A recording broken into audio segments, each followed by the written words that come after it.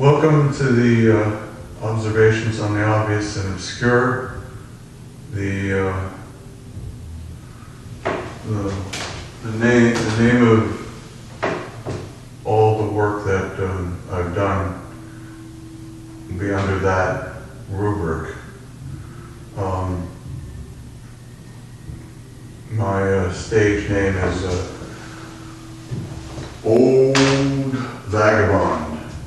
Now, why the mask? The mask is because I'm an actor, and this is a performance, and I don't want anybody to recognize the human being behind the performance.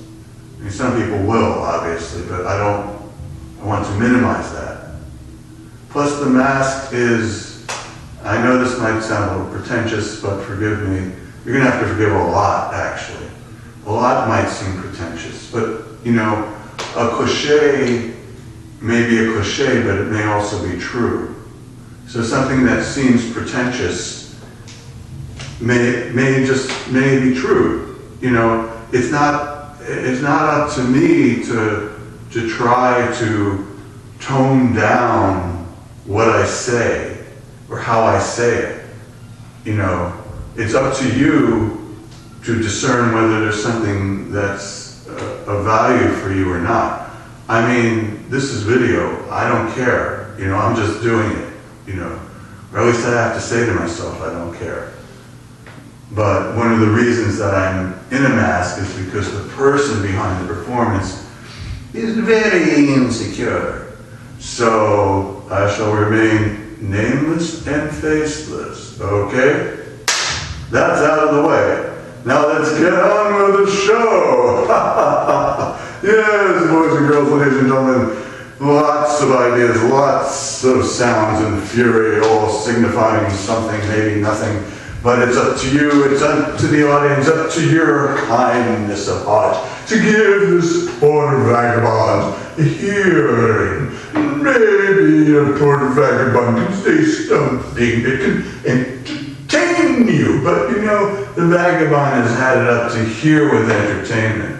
Entertainment sucks. Entertainment, I have to quote that stupid book, Amusing Ourselves to Death. I forget the author's name. I don't really remember authors' names, and I didn't read the book, but it's been a reference, a touchstone. Certain books become regularly referred to in articles in newspapers and other journalism.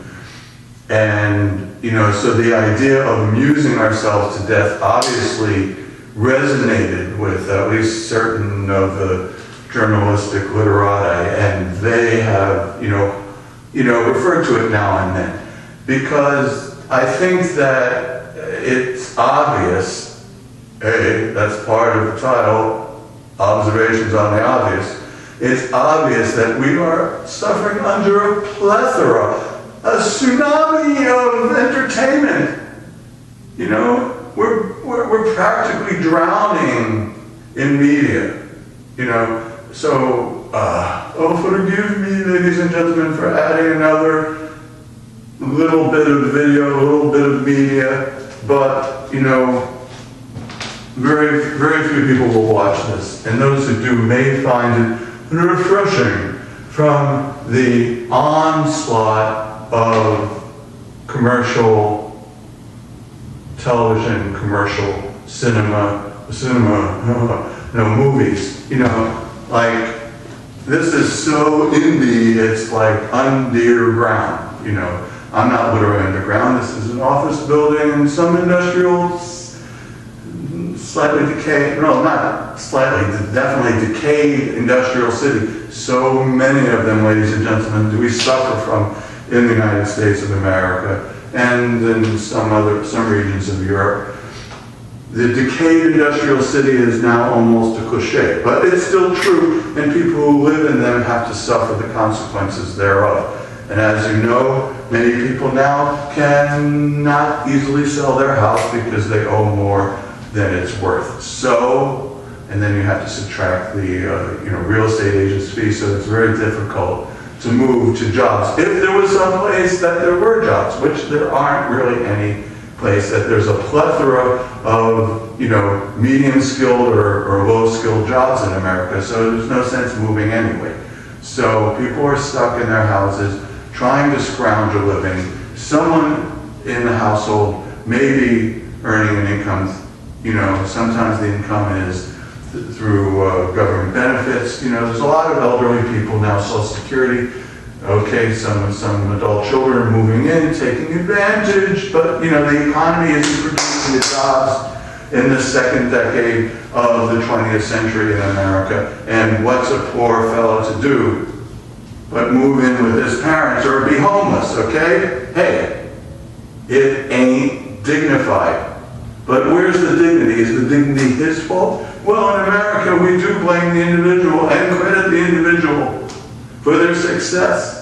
And we think we want to sweep all the poor people under the rug. We really want to shove them someplace. We don't want to look at them. We don't want to deal with them,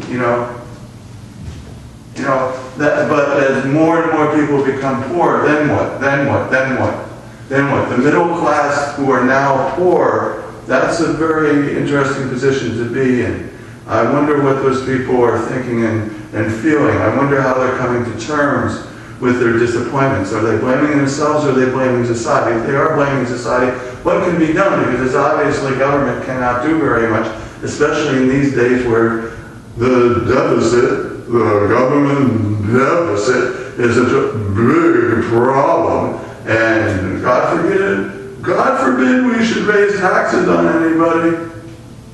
But the conservatives have sold us a bill of goods. They have equated that low taxes equal prosperity, even though that's not the case for millions of people. It hasn't been the case for millions of people since the big gonzo guy, Reagan came in, riding on a white horse, with the sunset in the back, morning in America, bringing prosperity back. Well, there was a recession, in the early 80s, and after the recession, there was a bounce back. It was relative prosperity to the depth of the recession.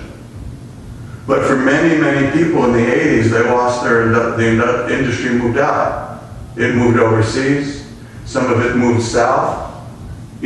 Some of it got replaced by robots. The industrial jobs got automated.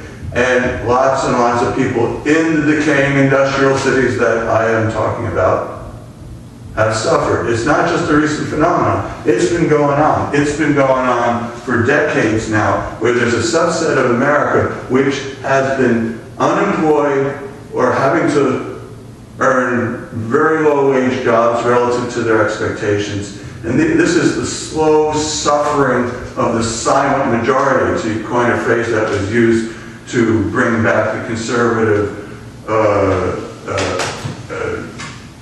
avalanche, the conservative take back of the government. We're promising lower taxes equal prosperity.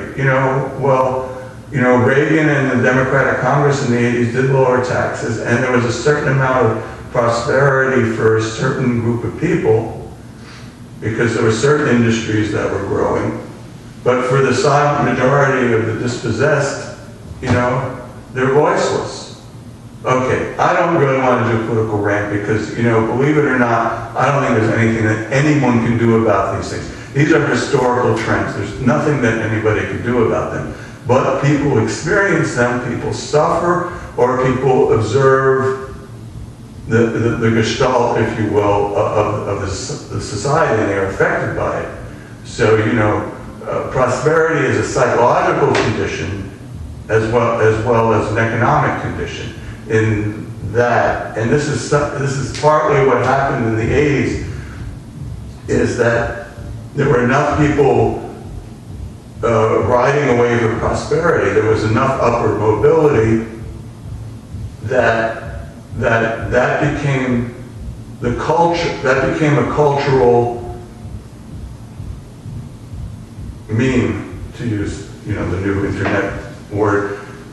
It's an old word, but it became the cultural motif, theme you know, of a lot of journalism.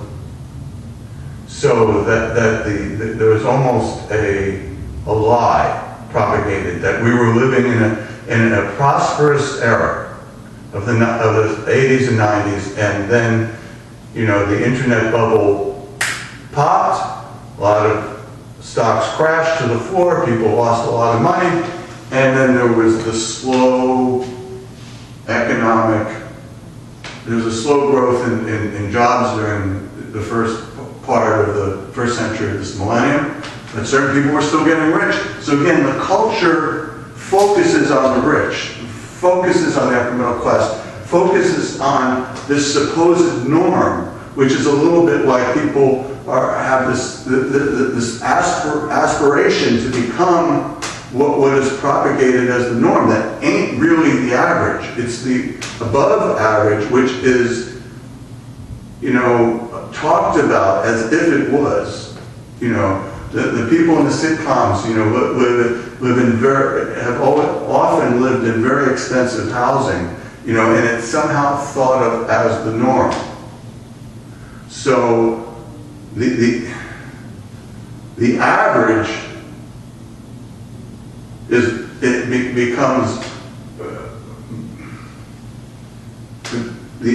becomes not talked about. It's this upper middle class norm that becomes so propagated in the media that disconnect